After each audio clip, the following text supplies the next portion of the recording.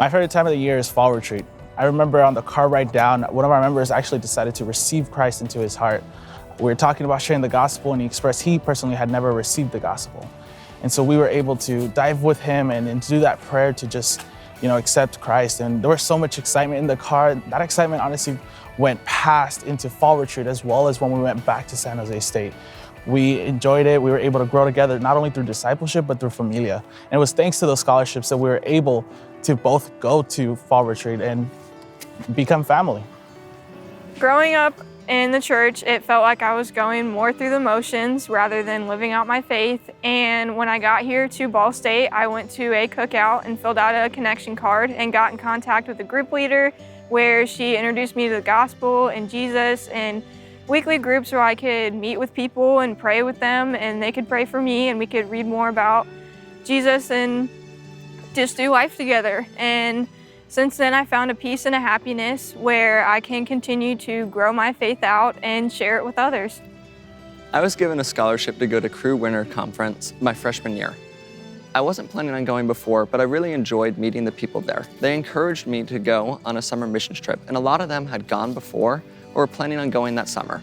One of the people on my team was planning on going to the Middle East, and I ended up going with him. While I was there, I had a lot of great experiences that changed my views on sharing the gospel and on trusting in God.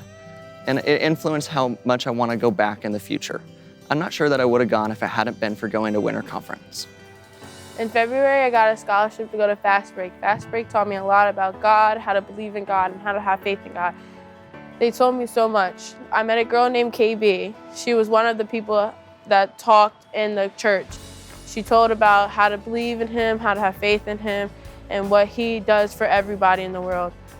I left Fast Break knowing people and how now I know to teach them and tell them how to believe in God and how to have faith in them, which now I love doing now.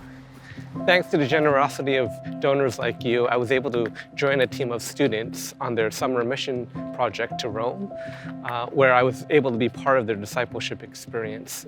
I was also able to connect with some professional colleagues, which was great.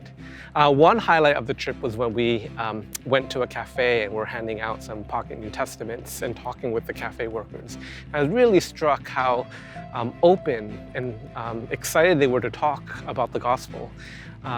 And in a place where historically there's so much biblical history.